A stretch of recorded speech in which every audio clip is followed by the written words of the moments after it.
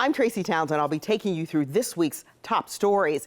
In the news around Columbus this week, we reported on a new fee some patients from Central Ohio Primary Care may see for certain MyChart messages. Also, we pushed Franklin County Children's Services for answers after the 5th child death was reported in just 15 months. We also have 10 TV's Adam King sat down with Ohio State head coach Ryan Day to talk about the stigma around mental health and his advocacy.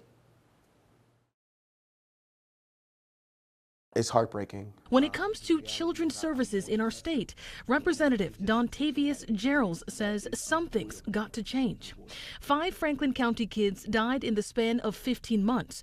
All of them had some contact with children's services before their deaths. It's an opportunity for us to really have a hard conversation around our system of care. It's a conversation 10 Investigates took directly to Franklin County Children's Services last week. But at what point is a removal initiated? So we don't have the unilateral authority to remove a child. We have to do so with the help of either law enforcement or juvenile court. Do you mind breaking down what that looks like, though? Each case is going to be very different. I mean, I think that's the challenge, is that each situation is going to be very different. And though each situation is different, Representative Gerals says his office is putting pen to paper to make removals easier. At a state level, when we talk about policies, or something that can be done to change and adjust those policies so that they can do their job a bit better? We have a youth ombudsman office in practice now, but there's not enough teeth to the office itself to go in if there is actual evidence of child abuse,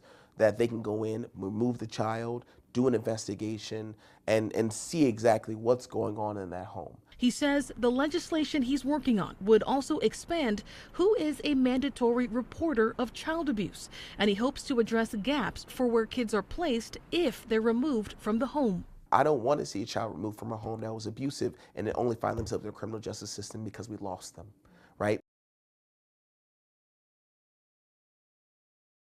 Institutions like The Ohio State University and the Cleveland Clinic have been charging patients for certain MyChart messages for years. Now other networks like Central Ohio Primary Care says it's necessary, citing the growing number of hours their physicians are spending a day chatting with their patients online. 65,000. That's how many messages medical group Central Ohio Primary Care received a month from patients. That's about 16,000 messages a week. Care, which CMO Victor Legner says is no longer entirely free. What went into it is we're looking for ways that we can better improve our primary care that we deliver to our patients. That's our top priority. COPC is now charging patients for messages that classify as e-visits or messages that require significant clinical advice. Legner says that's less than 1% of messages received. If you ask for a prescription refill or a simple message, we wouldn't consider that. Ohio State began billing for in-depth MyChart messages in 2020. Cleveland Clinic followed in 2022. Both say only a small number of patients are affected. The Ohio Hospital Association says more hospitals are doing it, as doctors often aren't paid for time spent messaging patients. So you're still receiving a charge that you would have received before if you came into the office or we did telehealth, but we're changing it to try to make it more convenient. While the cost varies depending on insurance, Legner says think of the payment as another copay. It comes as the American Medical Association reports U.S. healthcare spending jumped 7.5% in 2023, reaching $4.9 trillion. We're seeing healthcare costs rise, but we want that to happen because putting in the investment to keep somebody healthy is worth it to prevent chronic disease in the future. Ohio Health, Nationwide Children's, and Carmel Health do not charge patients for MyChart messages. Hospitals recommend always consulting with your insurance company before using MyChart. Reporting in Westerville, Bryn Caswell, 10 TV News. Isabella Chalfant is a barista at Little Cat Coffee in Columbus and was a server while in college in Cincinnati. She says tips were her main source of income during the school year. It was imperative that I got good tips every single night, just so I could afford the things that I wanted and also the things that I needed. House Bill 209 sponsor, Republican State Representative Brian Lorenz, is a former bartender and waiter himself. His bill would exempt tips from state, municipal, and school district income taxes for those in the service industry. And the problem that we have here is that these people are compensated at such a low price point that they live and die on a lot of these tips. Right now in Ohio, the state minimum wage is $10.70 per hour. It's $5.35 an hour for tipped employees. Democratic Representative Derek Hall raised a concern in committee about the reporting of tips. I've known plenty of servers who they don't claim all their tips and their taxes to begin with. And I think if the bill gets enacted, then that's not a problem. Governor Mike DeWine has reservations about the loss of funding. Anytime we talk about eliminating a tax, you have to figure out how much revenue is that going to be not going to schools and not going to other things that we think are very, very important. And then how would you replace that? Isabella Chalfant has high hopes of having more money in her pockets if Lorenz's no tax on tips bill ultimately becomes state law. That is the stuff that the customers give us to show us that we did well. So if we could take all of that, then I would be pretty happy. The MidOhio Food Collective says the USDA has canceled $1.4 million in contracts for eggs, meat, and dairy as part of federal budget cuts. They say today's donations will help those in need get free protein. Thank you. The MidOhio Food Collective received a $5,000 donation from the Ohio Pork Council, a check they say that will go a long way to help provide several hundred pounds of fresh meat. Ohio pork producers have been longtime proponents of giving back to the community. This is another great opportunity for us to do just that, get quality, nutritious protein in the hands of people that need it most. MidOhio is facing financial headwinds. Federal budget cuts have eliminated the local food purchase assistance program called LFPA, which contributed $1 million worth of food. In total, the Food Collective says it will be unable to buy nearly 700,000 pounds of food because of USDA cuts. It comes at a time when service visits from MidOhio, shown in this graphic, are rising. This donation is going to be huge for us because, they're supporting our MidOhio kitchen team, which is going to be providing protein and pork products throughout our summer months. The school's about to be out, and kids are about to be home, and families are going to be wondering, where our next meal is coming from. Federal budget cuts aren't the only thing food pantries are dealing with. The state budget calls for $2.5 million in cuts to the SNAP program. Reporting from Grove City, Kevin Landers, 10 TV News. Faced by an impending deportation, Carmen Garciela Guerrero Sandoval came to attorney George Katchmer for help. We're not saying that Carmen herself necessarily has the right to be here, but the children have rights. In the lawsuit, Katchmer writes deporting Carmen constitutes a form of cruel and unusual punishment for her 9-year-old child, an American citizen with special needs, and her unborn child due in October. And so they're the ones who are suing in this case for their own benefit, basically, because they have a mother who they obviously need. And I know the position of the government now is, well, that's too bad, they can just leave with their mother. And some people would think that's right, but the child is an American citizen. So do you think this strategy could work to keep Carmen and her family I have in no Ohio? idea. I really don't know. The reason I say that is because the issue now is before the Supreme Court. Last week, the Supreme Court heard arguments in a case that could allow President Trump to move forward with his executive order ending birthright citizenship. The president and his supporters have argued that there should be tougher standards for becoming an American citizen. But justices had many questions on how that would work, questions shared by Katchmer. This woman is at the end of her rope, basically. And, there's not much she can do for herself, but her family, that is her children, do have standing to try to do something to protect their mother. Companion bills in the House and Senate prohibit law enforcement agencies from making officers fill quotas for writing tickets or making arrests. Supporters of the legislation say it takes a lot of pressure off of officers. President McCauley. Yes. With 33 yeas and 0 nays, the bill is passed and entitled. Senate Bill 114 passed unanimously in the Senate in late April. We support this bill. We supported it last General Assembly. Fraternal Order of Police Lodge 9 President Lieutenant Brian Steele says he testified Tuesday on behalf of 25,000 law enforcement officers in favor of both bills in the House Public Safety Committee. He says quotas put undue pressure on officers. And it tells them you have to go out and you have to write a finite number. And ethically, that is against all we do. No one testified in person or submitted written testimony opposing the bills at Tuesday's hearing. And that will conclude the third hearing for House Bill 131 and the second hearing for Senate Bill 114. State Senator Paula Hicks Hudson voted in favor of the Senate version when it passed unanimously. And I think it's important that they be given the flexibility because of their training and because of their experience to be able to make that call. What about municipalities, though, who say they need the funding? Yeah, so we serve and protect, not serve and collect. Our job is not to go out there and be revenue generators. Under the bill, officers would also be able to report the use of quotas to the Attorney General to investigate. As the president of FOP, I said, I don't care if you're a rank and file officer or a police chief. You will be held accountable if you violate our laws. Steele is a lieutenant with the Columbus Division of Police. He says CPD does not use quotas, and neither do an overwhelming majority of police departments.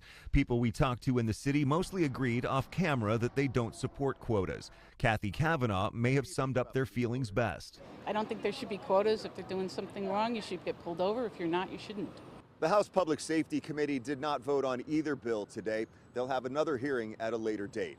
At the State House, Doug Petcash, 10 TV News. Excited.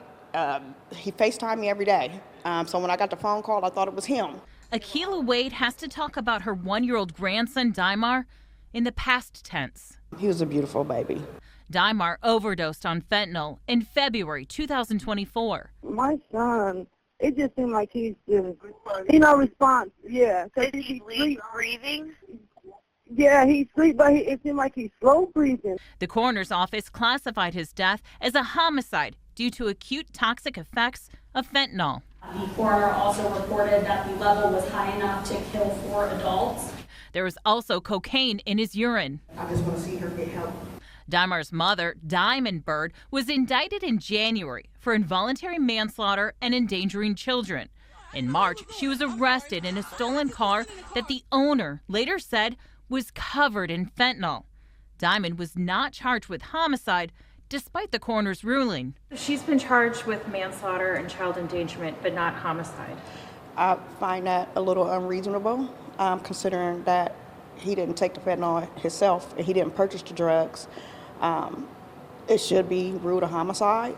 Like Daimar, 2 other babies, 3 and under, died last year in the city of Columbus because of a fentanyl overdose. In each of those cases, the coroner classified the deaths as homicides, yet CPD did not. How do you guys, when you're investigating these, label it as a homicide versus an accidental overdose? Right, so there are instances where toddlers age 2 or 3, they may be running around the house and there's no direct or purposeful action to intentionally harm this child, but the child is, being a 2-year-old or a 3-year-old and they get accidentally exposed to a substance. Franklin County Coroner Nathaniel Overmeyer says fentanyl deaths need to be taken very seriously because of the small amount it takes to be deadly. It makes me I'm so frustrated, Lacey, but that since in the early 2000s, 2010s, that we've seen this explosion of fentanyl in our communities, and because of its potency, these kids don't have a chance. You and I don't have a chance against this incredibly powerful drug. For months, I requested interviews with Columbus Police Chief Elaine Bryant to ask about the homicide classifications.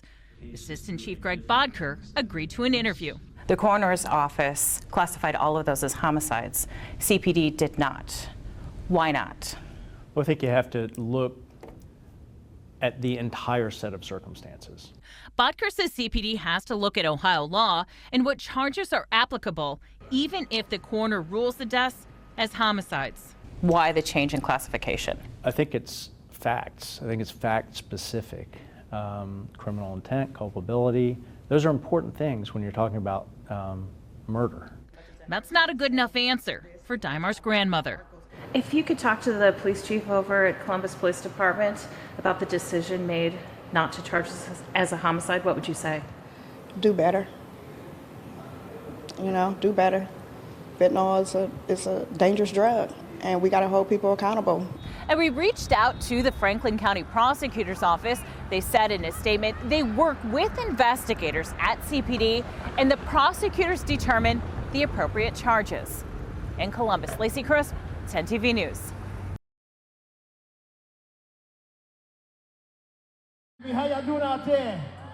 Yeah, y'all ready to party? It's not every day that lunchtime at Champion Middle School looks like this. But this pizza party is a celebration of a school year spent learning to make a positive change in the community. Guns down! Guns down! Twins Al Hassan and Al Hussein Sai and a group of their peers are graduating from the Guns Down program. Guns down is just about respecting others. They've committed to embracing peace and building confidence in themselves and their peers. I learned how to be a leader and meet other people. Learning from mentors like Carlton Weddington. This program is about self-development. This is about making not only the school safe, but your community safe, your family safe. So why do you think young people turn to violence? They don't have the tools to express themselves positively. And so the easiest way is to act out. The former state rep served 2 years in prison on bribery charges. Now I'm trying to help young people to make good decisions so they don't fall in some of the mistakes that I had. He wants these kids to know what it looks like when you learn from your mistakes. We're talking about alternatives to violence. We're learning about how to be a good steward of your community. We're having professionals come to the classroom and share their experiences. Pursue knowledge. He's hoping these students, like the Sai twins, take these skills with them into 8th grade and eventually high school. Because this is the age that they're most impressionable. Honestly, just be a leader.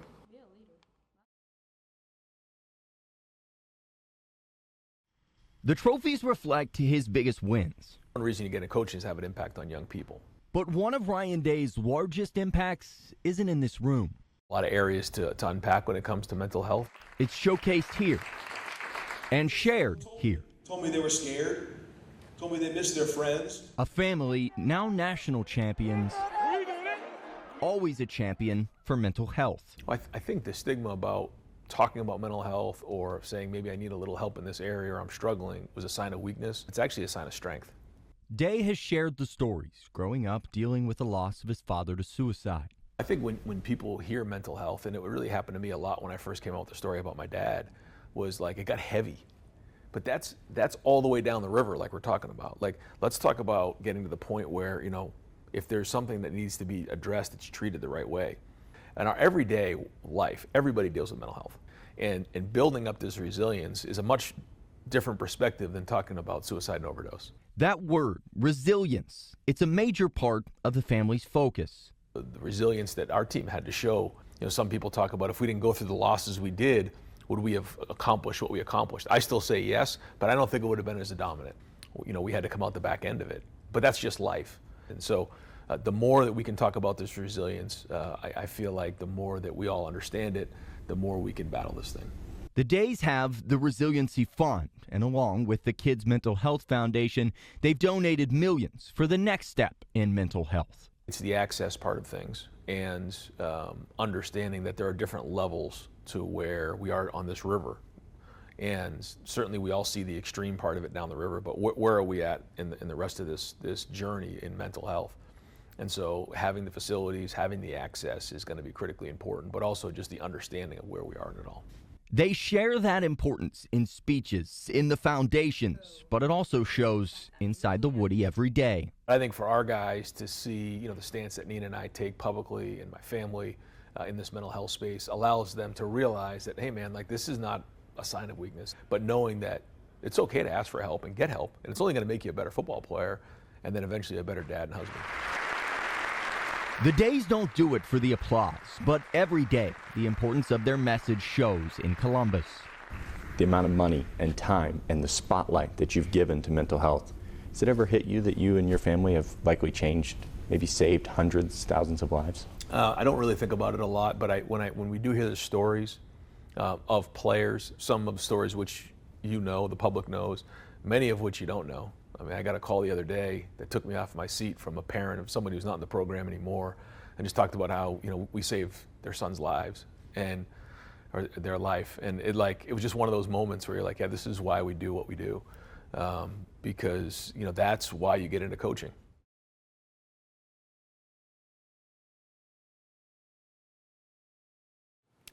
Thanks so much for joining us around Columbus, where we share impactful stories from across Central Ohio to keep you safe and informed. For more news, be sure to download our free 10TV News app.